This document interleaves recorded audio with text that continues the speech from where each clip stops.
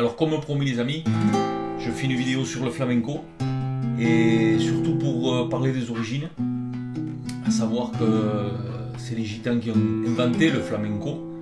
En tout cas, c'est ce que je pense et c'est du 50-50 en fait. Voilà, parce que les non-gitans, los payos, d'Andalousie, donc Séville, etc. en bas, pensent que c'est eux, que c'était de leur folklore, ça faisait partie de leur folklore. Comme ici en France, il y a des folklores dans chaque région, tu vas voir le Pays Basque ici chez nous, il y a leur langue, leur danse, leur chant, comme les Bretons, comme les Corses, enfin voilà. Et en Espagne c'est pareil, chaque région, ils ont leur chant et leur danse. Et donc ils disent que ça vient de la culture qui a passé toutes ces années.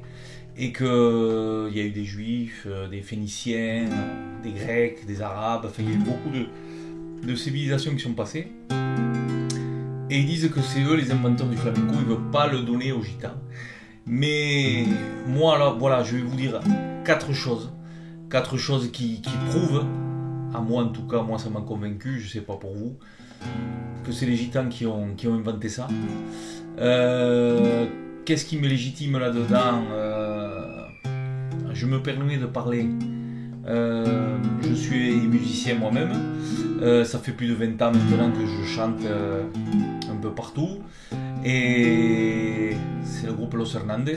On est bien connus ici dans le sud-ouest. Je vous laisse d'ailleurs le site internet de mon frère pour me présenter un peu. Mais voilà les quatre raisons. La première, parce que ça correspond avec l'arrivée des gitans en Espagne. Je pense pas que c'est une coïncidence. Le flamenco est né le même siècle où les gitans arrivent. La deuxième raison, c'est que les danses flamencas, les sevillanes, le flamenco, la rumba, la serrillas, las alegrías, tout ça, ça fait beaucoup penser aux danses indiennes. Si vous regardez bien les gestes, la gestuelle, tout ça. La troisième raison, c'est que quand tu écoutes un gitan qui chante, ça n'a rien à voir avec un payo. Il n'y a aucun racisme là-dedans. C'est juste ce que je vois, ce que je ressens. Même Camarón le disait. Camarón, c'est le plus grand chanteur de tous les temps, c'est du flamenco.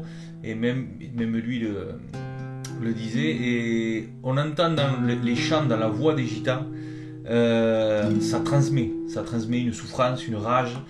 Il y a de la peine dans le flamenco. Et ça, c'est comme un peu le blues. Ça raconte des souffrances. Et ça, c'est vraiment ce qu'a vécu le peuple gitan, en fait, toute sa vie. Et la quatrième raison, c'est parce qu'aujourd'hui, la Ligue des Champions, en fait, c'est-à-dire 90%, 95% même, des meilleurs chanteurs, ce sont des gitans. Et depuis le début jusqu'à aujourd'hui. Tu vas voir Camarón, Rafael Farinas, Manolo Caracol, Carmen Amaya, Los Chichos, Los Chunguitos, Los Banis, El Peré, Ranaíno, La Grecas, Juana la Revuelo, Remuedo Samaya, enfin bon bref, pour être comme ça pendant 10 minutes en train de parler de ça. Et ce qui est sûr en tout cas, c'est que pour moi c'est clair, je sais pas pour vous, mais les gitans ont amené le flamenco toutes ces années au top niveau. D'ailleurs aujourd'hui, il est au patrimoine mondial de l'UNESCO.